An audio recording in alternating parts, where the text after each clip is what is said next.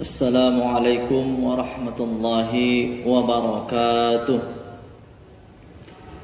Innal hamdalillah nahmaduhu wa nasta'inuhu wa nastaghfiruhu wa na'udzu billahi min syururi anfusina wa min sayyiati a'malina may yahdihillahu fala mudilla lahu wa may yudlilhu fala hadiyalah. Ashhadu an la ilaha illallah wahdahu la syarika lah wa ashhadu anna sayyidana wa nabiyyana Muhammadan abduhu wa rasuluh alladzi la nabiyya ba'dah. Subhanaka la ilma lana illa ma 'allamtana innaka antal alimul hakim wa la haula wa la quwwata illa billahil aliyil azim. Allahumma anfa'na bima 'allamtana wa 'allimna ma yanfa'una. Rabbi shrah li sadri wa yassir li amri wahlul 'uqdatam min lisani yafqahu qawli amma ba'd. Alhamdulillah, mari sama-sama kita memperbanyak syukur kepada Allah Subhanahu wa taala. Hingga sampai saat ini Allah masih memberikan kepada kita nikmat kesehatan, nikmat kesempatan, sehingga kita bisa beraktivitas menjalani kegiatan rutinitas kita seperti biasa. Oleh karena itu mari sama-sama kita mensyukuri nikmat yang Allah berikan, baik itu daripada nikmat kesehatan jasmani yang Allah berikan kepada kita. Oleh karena itu mari kita arahkan seluruh anggota tubuh kita untuk senantiasa bersyukur dan tunduk serta patuh dalam menyembah Allah Subhanahu wa taala. Kemudian nikmat yang tak kalah pentingnya ialah yang harus kita syukuri, yaitu nikmat keimanan dan keislaman yang masih bersemayam di dalam lubuk hati kita yang paling dalam. Salawat dan salam mari sama-sama kita memperbanyak kepada Nabi Muhammad sallallahu alaihi wasallam. Di hari yang penuh berkah ini, di hari yang mulia ini, Yaumul Jumu'ah, Nabi Muhammad sallallahu alaihi wasallam menganjurkan kepada kita untuk banyak-banyak berselawat kepada Nabi Muhammad sallallahu alaihi wasallam. Allahumma salli ala sayyidina Muhammad wa ala ali sayyidina Muhammad. Mudah-mudahan kita yang senantiasa membasahi lidah kita, membasahi bibir kita dengan ucapan salawat kepada Nabi Muhammad sallallahu alaihi wasallam mendapatkan syafaatnya di hari kiamat kelak. Amin ya rabbal alamin. Ma'asyiral muslimin, sahabat FB yang dirahmati Allah Subhanahu wa taala. Dalam kesempatan yang berbahagia ini, dalam acara kegiatan motivasi Jumat, tema yang akan saya sampaikan pada kesempatan ini yaitu 4 golongan yang dirindukan surga. Ma'asyiral muslimin, sahabat Ebi yang dirahmati Allah Subhanahu wa taala. Ketika kita mendengar surga merindukan manusia yang tergolong ke dalam 4 golongan nantinya akan dibahas, tentunya kita akan merasa senang dan bahagia. Bagaimana tidak, surga yang merindukan kita, seharusnya kitalah yang akan merindukan surganya Allah Subhanahu wa taala. Golongan apa sajakah yang akan dirindukan surganya Allah Subhanahu wa taala? Yang akan dirindukan surganya Allah Subhanahu wa taala berdasarkan hadis Rasulullah sallallahu alaihi wasallam, al-jannatu mustaqatu ila arba'ati nafarin. Surga merindukan kepada 4 golongan. Yang pertama, taliyil Quran, orang yang senantiasa membaca Al-Quran, orang yang senantiasa membasahi lidahnya, membasahi bibirnya dengan senantiasa membaca Al-Quranul Karim. Ma'asyiral muslimin, sahabat Ebi yang dirahmati Allah Subhanahu wa taala. Begitu pentingnya membaca Al-Quran sampai-sampai orang yang membaca Al-Quran ini dirindukan surganya Allah Subhanahu wa ta'ala.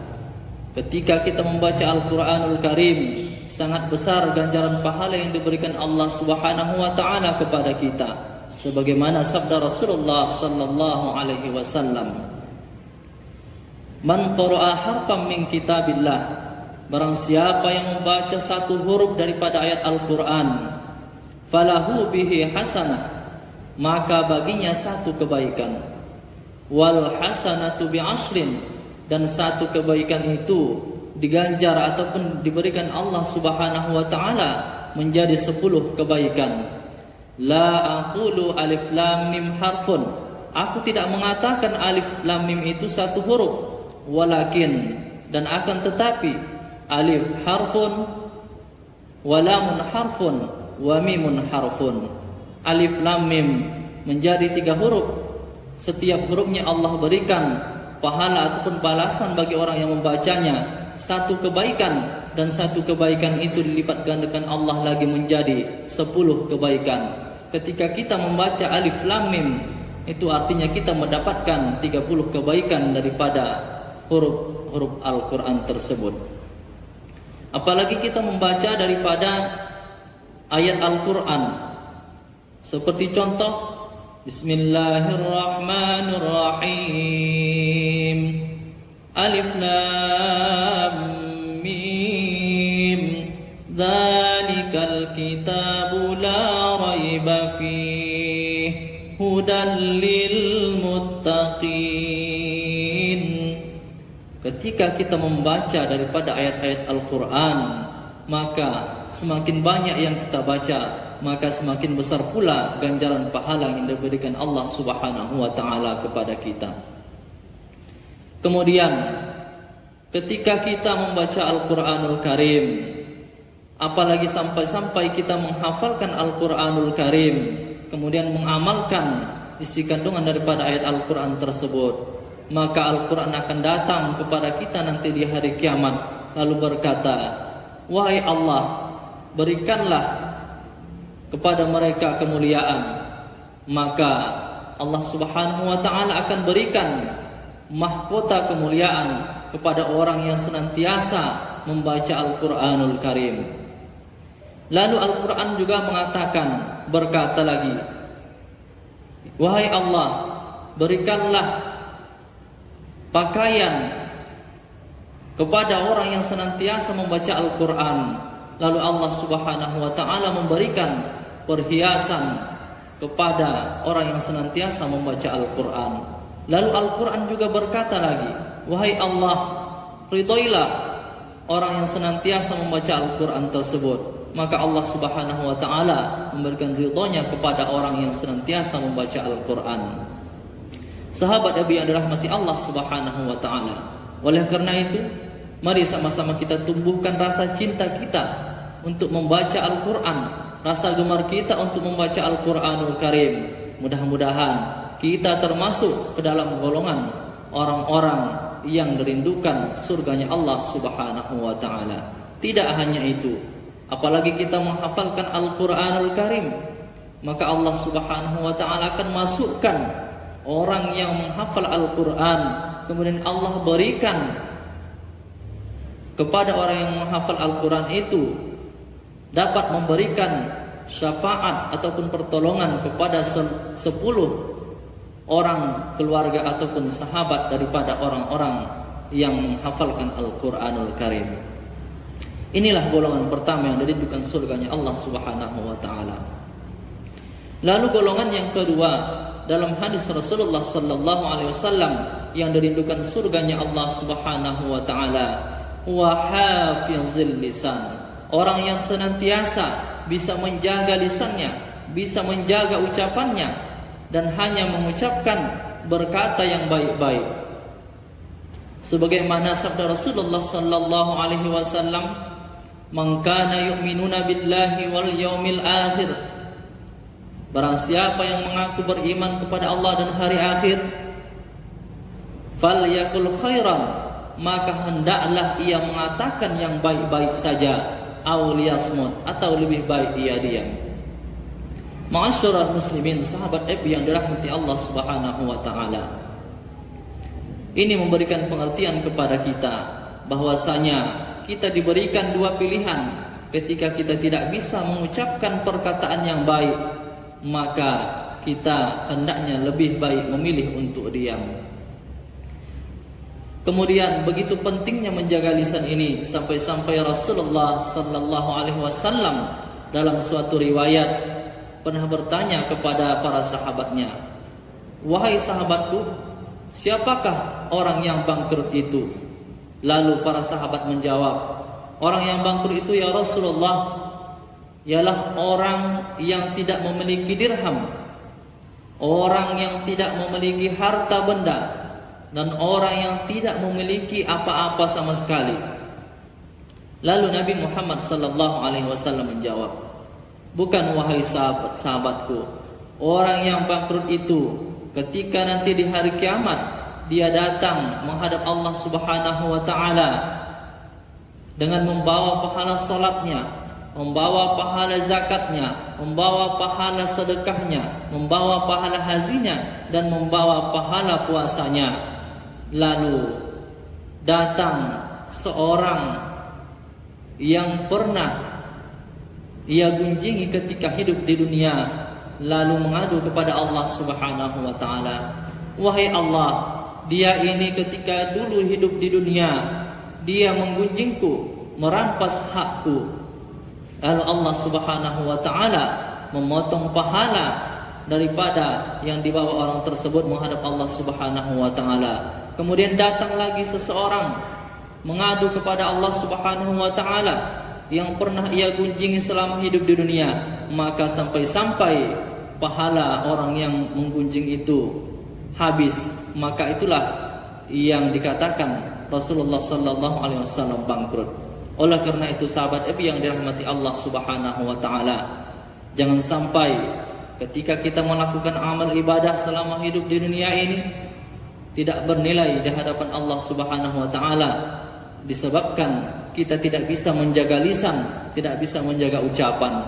Mudah-mudahan kita terhindar daripada itu tersebut dan kita termasuk ke dalam golongan orang-orang yang dirindukan surganya Allah Subhanahu wa taala. Inilah golongan yang kedua, orang yang senantiasa menjaga lisannya. Kemudian yang ketiga, golongan orang yang dirindukan surganya Allah Subhanahu wa taala yaitu wa mut'imil ji'an, orang yang memberikan makan kepada orang yang kelaparan ataupun orang yang membutuhkan. Nah, inilah salah satu golongan yang dirindukan surganya Allah Subhanahu wa taala. Orang yang bisa memberikan sebagian hartanya kepada orang lain yang membutuhkan, bisa menyisihkan kepada orang lain yang membutuhkan, maka ini adalah salah satu amalan daripada 4 golongan tersebut yang dirindukan surganya Allah Subhanahu wa taala. Kamatsalil ladzina yunfikuna amwalahum fi sabilillah, kamatsali habbatin ambatat sab'a sanabila fi kulli sumbulatin mi'atu habbah, wallahu yudha'ifu liman yasha' wallahu wasi'un alim. Perumpamaan bagi orang-orang yang menginfakkan hartanya di jalan Allah Subhanahu wa taala seperti seseorang yang bersedekah kemudian menumbuhkan 7 tangkai, dari tiap-tiap tangkainya itu akan tumbuh 100 biji. Kemudian ketika kita kalikan betapa besar pahala yang Allah ganjarkan kepada kita ketika kita bisa memberi kepada orang lain yang sangat membutuhkan. Ma'asyiral muslimin, sahabat Nabi yang dirahmati Allah Subhanahu wa taala. Oleh karena itu mari sama-sama kita menyisihkan harta kita kepada orang-orang yang membutuhkan, karena sebahagian daripada harta kita adalah hak-hak daripada orang lain. Sahabat Nabi yang dirahmati Allah Subhanahu wa taala. Kemudian golongan yang terakhir ataupun golongan yang keempat yang dirindukan surganya Allah Subhanahu wa taala yaitu wasaimu fi syahri Ramadan, orang yang berpuasa di bulan Ramadan. Oleh karena itu mari sama-sama kita berdoa kepada Allah Subhanahu wa taala agar kiranya Allah Subhanahu wa taala nantinya menyampaikan kita di bulan Ramadan tahun depan, karena begitu banyak kemuliaan yang ada di dalam bulan suci Ramadan. Di siang harinya ketika kita melaksanakan ibadah puasa, melaksanakan ibadah-ibadah yang sunnah yang Allah anjurkan kepada kita, Allah Subhanahu wa taala akan hapuskan dosa-dosa kita. Kemudian di malam harinya juga kita melaksanakan ibadah qiyamul lail, bertadarus Al-Qur'an, membaca Al-Qur'anul Karim, maka Allah Subhanahu wa taala juga akan menghapuskan dosa-dosa kita. Nah, inilah 4 golongan yang dirindukan surganya Allah Subhanahu wa taala. Yang pertama, golongan yang dirindukan surganya Allah Subhanahu wa taala adalah orang yang senantiasa membaca Al-Qur'an. Kemudian yang kedua, yaitu orang yang senantiasa menjaga lidahnya, menjaga ucapannya agar tidak menyakiti hati orang lain. Kemudian yang ketiga, yaitu golongan yang dirindukan surganya Allah Subhanahu wa taala, yaitu orang yang memberikan makan kepada orang yang membutuhkan. Kemudian yang terakhir atau yang keempat adalah orang yang menjalankan ibadah puasa Ramadan dengan penuh keimanan dan keikhlasan serta mengharap ridha Allah Subhanahu wa taala. Mudah-mudahan kita semua ini bisa, walaupun tidak 4 golongan itu yang kita lakukan, paling tidak salah satunya bisa kita amalkan agar kita termasuk ke dalam golongan orang-orang yang dirindukan surganya Allah Subhanahu wa taala. Sahabat Nabi yang dirahmati Allah, demikian motivasi Jumat singkat yang dapat saya sampaikan. Lebih dan kurang saya mohon maaf kepada sahabat Nabi sekalian dan kepada Allah Subhanahu wa taala. Saya memohon ampun. Akhirul kalam billahi taufiq wal hidayah. Wassalamualaikum warahmatullahi wabarakatuh.